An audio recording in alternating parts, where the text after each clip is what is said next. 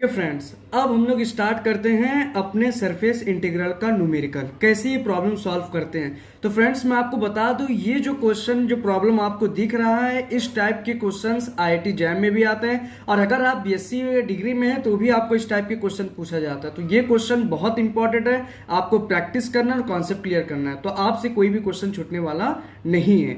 और मैं गारंटी देता हूं, अगर आपने मेरा पिछले तीनों वीडियो देखा है तो आपको ये प्रॉब्लम अच्छी तरह से समझ में आएगा। तो आइए अब हम लोग इसे स्टार्ट करते हैं। तो देखिए क्या लिखा है, evaluate close integral x square plus y square d s where s क्या है आपका surface of the cone z square plus x square plus y square bounded by z equal to 0 and z equal to 3। तो friends देखिए इसका meaning क्या होता है, आपने सरफेस इंटीग्रल में पढ़ा है integral f dot n cap d s. तो फ्रेंड्स देखिए यहां पर आपको ये डायरेक्टली ये जो चीज दिख रहा है ये आपको सीधा उठा के पहले से ही आपको दे दिया है एफ डॉट एन कैप, ये आपको पहले से दे दिया। ये अच्छी बात है कि आपको सॉल्व करने की जरूरत नहीं है, ये चीज आपको दिया है। अब देखिए सेकंड इंपॉर्टेंट चीज, एस आपका क्या बोला, सरफेस ऑफ द कोन। तो देखिए जैसे मैंने आपको कोन की ग्राफ बनाना सिखाया था, इसका ग्राफ आप कैसे बनाएंगे मैंने आपको अच्छी तरह सिखाया था। देखो क्या दिया, z square equal to x square plus y square. तो मैंने कहा था जहां पर जेड स्क्वायर होता है मुंह उसके उसी तरफ होता है, तो इसका ग्राफ कैसे बनता है, ये इस तरह से इसका ग्राफ बनता है। फ्रेंड्स ये सब मैंने अपने पिछले लेक्चर में बता दिया, अगर आपने नहीं देखा तो प्लीज आप जाकर उसे देखिए, तभी ये लेक्चर समझेगा, अदरवाइज नहीं समझेगा। तो ये मैंने क्या कोन का ग्राफ बना दिया। अब देखो bounded by z equal to 0, क्या बोल रहा है, जेड 0 कहां पर है, ये मेरा एक्स और ये वाई और ये z, और z मेरा 0 कहां पर है, यहां पर है। और क्या बोल रहा है, एंड z इक्वल टू 3, और z इक्वल 3 पर भी मेरा ये क्या है, बाउंडेड है। तो इसका मतलब कोन का जो ऊपर वाला पार्ट है वो क्या हो गया, बाउंडेड हो गया। किससे, z इक्वल टू 3 से, प्लेन से। तो ये z इक्वल टू क्या है 3, और ये किसका सरफेस है, ये सरफेस है z square is equal to x square plus y square. I hope कि आपको ग्राफ समझ में आता होगा। ग्राफ देखिए z इक्वल टू 0 था एंड z इक्वल टू 3, मतलब z इक्वल टू 3 प्लेन पर कोन क्या है, क्लोज्ड है। बाउंडेड बोला है ना, बाउंडेड बोला, तो इसलिए ऊपर का पार्ट कोन क्या हो गया, क्लोज हो गया। अब देखिए यहां पर कितने सरफेस हो गए, एक सरफेस तो ये हुआ कोन का, और एक ऊपर वाला भी सरफेस हो गया। क्यों, क्योंकि उसने बाउंडेड बोल दिया, किससे, z इक्वल टू 3 से। तो एक सरफेस मेरा ये बन गया, ये सरफेस का नाम मैं दूंगा S1 और इस सरफेस का नाम मैं दूंगा S2। फ्रेंड्स इंपॉर्टेंट है समझना, यहां पर सरफेस 2 है। क्यों, क्योंकि यहां पर बाउंडेड बोल दिया, अगर बाउंडेड नहीं बोलता तो सरफेस एक ही कंसीडर करते हैं। तो एक सरफेस मेरा क्या है, S1 है, और दूसरा सरफेस मेरा क्या है, S2 है। तो अब आप सरफेस इंटीग्रल कैसे निकालेंगे, तो देखिए यहां पर 2 सरफेस है, तो यहां फॉर्मूला क्या बनेगा, f bar n d s, ये किसके इक्वल हो जाएगा, देखिए S1 प्लस S2। तो यहां पर आपको पहला S1 का निकालना होगा, ds1 प्लस, और फिर आपको किसका निकालना होगा, S2 का निकालना होगा। तो यहां पर क्या आ गया, S2 f bar dot n cap ds2। तो फ्रेंड्स देखिए यहां पर ये फॉर्मूला बना है, क्योंकि यहां पर आपको 2 सरफेस दिया था, इसलिए यहां पर मैं ऐसा कर रहा हूं। अब आइए सबसे पहले हम लोग निकालते हैं फॉर S2 के लिए।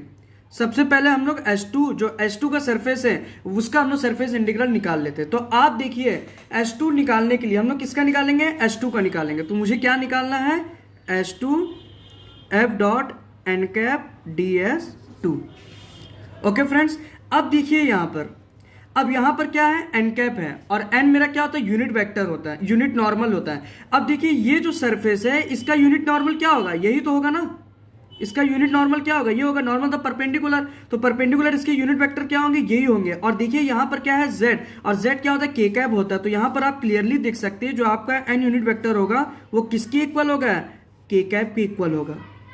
ये मैंने कैसे बताया, देखिए यहां पर ये सरफेस है, अब ये सरफेस का यूनिट नॉर्मल क्या होगा, ऊपर होगा, और सब किसकी तरफ है, पॉजिटिव z एक्सिस की तरफ है, और z का यूनिट वेक्टर क्या होता है, k कैप होता है। तो n किसके इक्वल हो गया, k कैप के हो गया। तो अब मैंने आपको जो फॉर्मूला बताया था, अब आप क्या करिए, इसका पूरा प्रोजेक्शन किस में लेंगे, xy में लेंगे। तो अब मैं डायरेक्टली लिख रहा हूं, तो जब आप इसका प्रोजेक्शन xy प्लेन में लेंगे तो देखिए किस में चेंज हो जाएगा, f dot n cap dx dy, और नीचे क्या आता था, एन डॉट क्या है, के कैप, और यहां पर ये के कैप।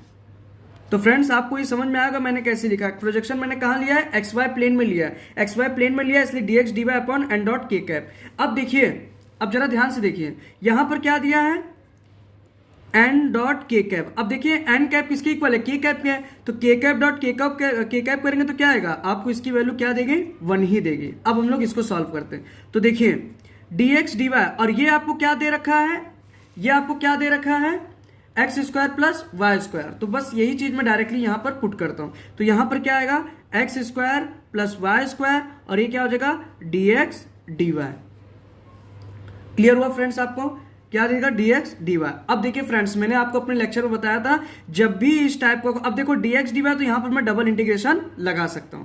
अब देखिए मैंने आपको बताया था जब भी ऐसा x square plus y square करके दे, तो आप इसको क्या करो, पोलर कोऑर्डिनेट में चेंज करो। तो पोलर कोऑर्डिनेट में कैसे चेंज करते हैं हम लोग, एक्स इक्वल टू क्या पुट करते हैं, आर कॉस थीटा, और y इक्वल टू क्या पुट करते हैं, r साइन थीटा। तो जस्ट यहीं पर आप इसको पुट कर सकते हैं। तो देखिए call square theta plus sine square theta कितना हो गया, 1, और ये क्या हो गया, r स्क्वायर, और dx dy किस में चेंज हो जाता है, r dr d थीटा।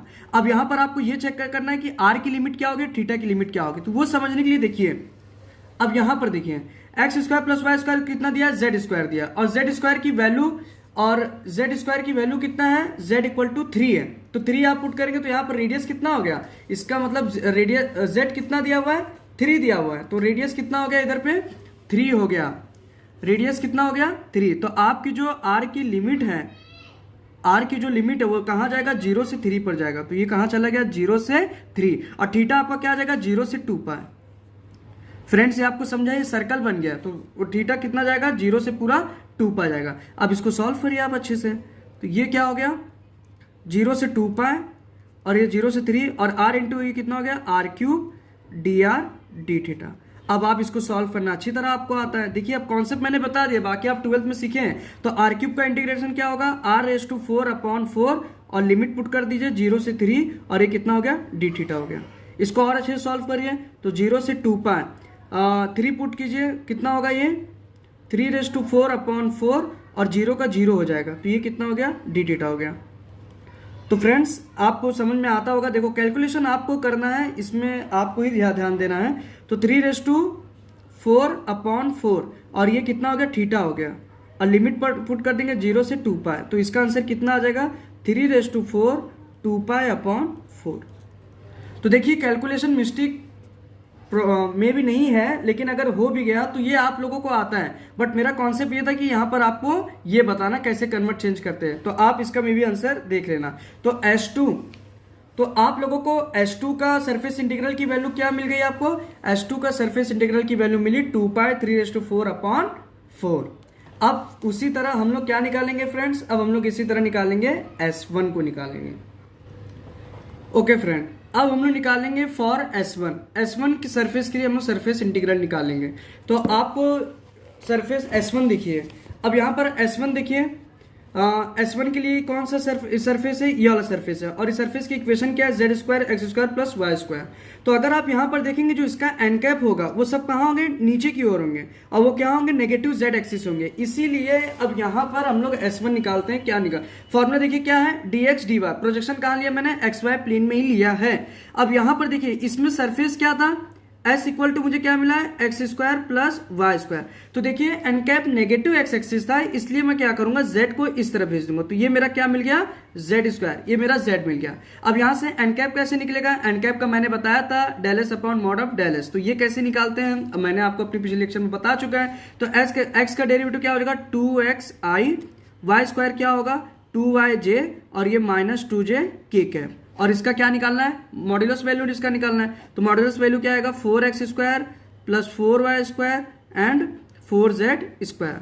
तो फ्रेंड्स जब आप यहां पर 2 पूरा कॉमन लेंगे तो आपको क्या मिलेगा, xi cap yj cap zj cap upon √x² plus y² plus z²। ये आपको मिल गया। ये आपको क्या मिला, एन कैप की वैल्यू मिल गई। ये आपको एन कैप की वैल्यू मिल गई। अब इसी फॉर्मूले में उठाकर हम लोग पुट करते हैं। अब देखिए f.n कैप आपको देख चुका है। देखिए क्वेश्चन पे जाकर देखिए, वो आपको दे चुका है। कितना दिया है वो, x² प्लस y² दिया हुआ है, राइट। और यहाँ पर एन कैप जो है वो आपका नेगेटिव के कैप है ना। अब यहाँ पर एन कैप आपका क्या था, वो किसके इक्वल था, नेगेटिव के कैप का था। तो जब आप n.k कैप करते हो तो सब ये सब जीरो हो जाएंगे, बचेगा क्या, सिर्फ यही बचेगा। तो जब आप यहाँ पर मैं कर देता हूँ, जब आप एन डॉट के कैप करोगे तो ये माइनस माइनस प्लस दे देगा, बाकी सब तो जीरो हो जाएंगे। तो ये क्या मिलेगा, z upon x square plus y square plus z square. Friend ये समझे मैंने कैसे लिया, वो सब क्या थे, नेगेटिव एक्स एक्सिस पे जा रहे थे, इसलिए एन की वैल्यू क्या आ गई, माइनस के कैप। और जब आप इसका प्रोडक्ट करोगे तो ये सब तो जीरो हो जाएंगे, बचेगा जे, तो ये वाला मेरा आंसर आएगा। और ये क्या आ जाएगा, डी एक्स डी वाई और अपॉन इसकी वैल्यू क्या आई है, z upon under root x square plus y square plus z square. अब आप इसे ऊपर ले जाइए तो क्या मिलेगा, x square plus y square, ये ऊपर जाकर क्या हो जाएगा आपका, under root x square plus y square plus z square d x d y और अपॉन क्या मिलेगा, जेड अपॉन जेड मिलेगा। अब जरा हम लोग इसको और अच्छे से देखते हैं, ये आपका x square plus y square हो गया। अब देखिए x square plus y square किसके इक्वल है, जेड स्क्वायर के इक्वल है। क्वेश्चन में देखिए आप, x square plus y square किसके इक्वल है, जेड स्क्वायर, और वापस से जेड स्क्वायर, तो कितना हो गया, 2z स्क्वायर। तो ये कितना हो गया, 2z स्क्वायर, ये स्क्वायर है d x d y upon z. अब रूट 2 को बाहर ले लीजिए, अब ये x square plus y square, root 2 बाहर आ गया, अब जेड स्क्वायर रूट है तो जेड जेड, देखो ये जेड से जेड कैंसिल, तो बचेगा क्या, डी एक्स डी वाई। तो फ्रेंड्स आपको फाइनली इसका इंटीग्रेशन क्या मिलेगा, root 2 x square plus y square d x d y. देखिए आप डी एक्स डी वाई रखिए, इसलिए यहाँ पर सब में डबल आप इंटीग्रेशन लगा सकते हो, क्योंकि डी एक्स डी वाई है ना। अब आप क्या करिए, इसको पोलार में वापस से चेंज कर दीजिए। देखिए कैसे मैंने सिखाया था, पोलार में चेंज करिए तो ये रूट 2 हो जाएगा, और लिमिट आपकी कहाँ जाएगी, 0 से 2 पाई। देखिए मैं बताया हूँ इसलिए भी इतनी जल्दी जल्दी कर रहा हूँ। और ये कितना हो गया, 0 से 3, और ये कितना हो जाएगा, आर स्क्वायर और r cube d r d theta. अभी इसी टाइप का प्रॉब्लम सेम हमने पहले में किया है, इसीलिए मैं आपको थोड़ा यहाँ पर फास्ट में बता रहा हूँ। तो इसे जब आप सॉल्व करेंगे तो फ्रेंड्स आपको कितना आंसर मिलेगा, ये चलिए मैं कर ही देता हूँ। ये 0 से 2 पाई हो गया, और ये कितना हो जाएगा, r⁴ अपॉन 4, और ये लिमिट कितनी जाएगी, 0 से 3, तो दैट इज आपको क्या मिलेगा, रूट 2 0 से 2 पाई, तो 3⁴ कितना होता है, 81 अपॉन 4। तो जब आप थीटा से लिमिट करेंगे तो ये क्या आ जाएगा, 81 इंटू 2 पाई अपॉन 4, ये आपका वैल्यू यहाँ पर आपको मिलेगा 2 है। तो फ्रेंड्स तो ये मुझे क्या मिल गया, S1 मिल गया, और वहाँ पर क्या मिल गया, S2। इसे आप सॉल्व कर लेना, कैलकुलेशन जरा देख लेना, वैसे तो मिस्टेक नहीं है, बट ये आप लोगों को आता होगा क्योंकि आपने 11th-12th में सीखा है, तो ये मेरे बताने के लायक भी नहीं है। तो बस मेरा काम था कॉन्सेप्ट तक बताना, तो आप लोग प्लीज़ इसे ट्राई अच्छे से देख लेना, फिर आप क्या करें, दोनों का एडिशन कर देंगे, आ जाएगा। तो देखा फ्रेंड्स कितना इजी, इसीलिए मैंने पहले पोलार कोऑर्डिनेट्स और पोलार कोऑर्डिनेट्स में क्या ग्राफ क्या है सब कुछ मैंने बता दिया, ताकि आपको न्यूमेरिकल में कोई प्रॉब्लम ना हो। तो इस टाइप की प्रॉब्लम जरूर एग्जाम में आते हैं, प्लीज़ आपको इसको प्रैक्टिस करना है, अच्छे से करना है, और अगर कुछ आपको डाउट्स या नहीं है तो आप